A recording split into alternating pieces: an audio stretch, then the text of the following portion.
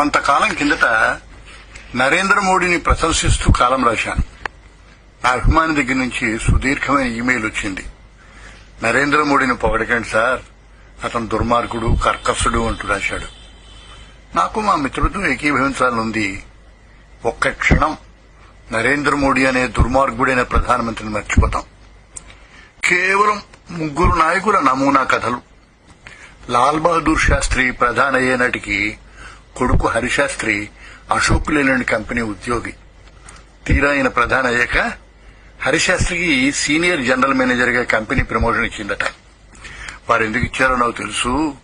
ముందు ముందు నన్ను వాడుకోవడానికి నువ్వు నీ ఉద్యోగానికి రాజీనామా చేయి, లేదా నేను చేస్తాను అని ఉద్యోగం మాన్పించారు.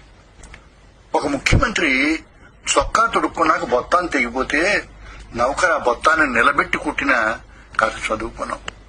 ఆయన పేరు టంగుటూరి ప్రకాశం పంతులు. ఒక ఆయన ఎమ్మెల్యే సభ అయ్యాక చేతిలో ఖద్దరు సంచితో రూట్ బస్ ఎక్కడని నాకు తెలుసు. ఆయన పేరు వావిలాల గోపాలకృష్ణయ్య. ఒక ఆవిడ పదవిలోకి రాకముందు కేవలం ఒక స్కూల్ టీచర్. ఆవిడ బహుజన్ సమాజ్వాదీ పార్టీ నాయకురాలు మాయావతి. ఆమె సోదరుడు ఆనంద్ కుమార్ 2007లో ఈ మహానుభావుడు ఆదాయం 7 కోట్లు. 7 సంవత్సరాల్లో 1316 కోట్లయిందంటే 26,000% పెరిగింది. ఈయన ముఖ్యమంత్రి సోదరుడన్న కారణానికి ఒకనొక బ్యాంకు 0 వడ్డీతో 67 కోట్లు అప్పిచ్చింది. ఇక ములాయం సింగ్ గారి బంధువులు 100 లెక్కలో ఉన్నారు. వారిని మీరు వెతకక్కర్లేదు. ఉత్తరప్రదేశ్ లో ప్రతి పదవిలోనూ వ్యాపారంలోనూ తమ దర్శించుకోవచ్చు. ఇక నరేంద్ర మోడీ కథ. ఈయన బంధువులు ఎవరు, ప్రస్తుతం ఏం చేస్తున్నారు? మొన్న ఇండియా టుడేలో వచ్చిన వ్యాసంలో వివరాలు చూద్దాం. ఒక బాబాయ్ కొడుకు అరవింద్ బాయ్ నూనె డబ్బాలు కొనుక్కుని అక్కర్లేని పాత ఇంటి సామాన్లను కొనుక్కుని వాటిని అమ్మి నెలకు 9,000 సంపాదించుకుంటాడు.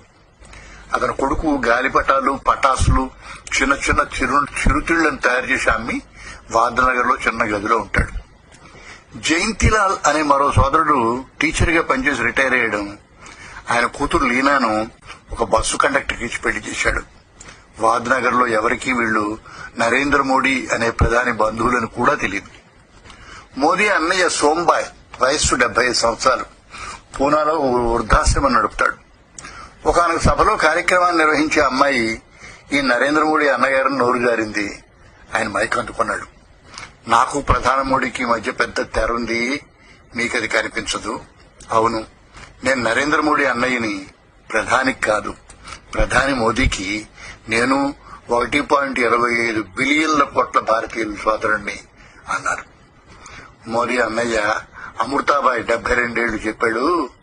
1969లో అహ్మదాబాద్ గీతా మందిర్ దగ్గర రోడ్డు రవాణా సంస్థ క్యాంటీన్ లో టీ దుకాణం నడిపే రోజుల్లో, ఆ దుకాణం నిజానికి వారి మేనమామది, మోదీ రోజంతా పనిచేసి ఆర్ఎస్ఎస్ ఆఫీస్ కు వెళ్లి వృద్ధులైన ప్రచారులకు సేవ చేసి ఏ రాత్రికో కొట్టుకే వచ్చి క్యాంటీన్ వాళ్ళ మీద నిద్రపోయేవట. ఇల్లు ఒకే గది ఉన్న వసతి కనుక. 2003లో గుజరాత్ ముఖ్యమంత్రిగా ఉన్నప్పుడు కుటుంబంతో ఒకసారి మోదీ గడిపారట. మరి 2012లో ఎందుకు మళ్లీ గడపలేదు?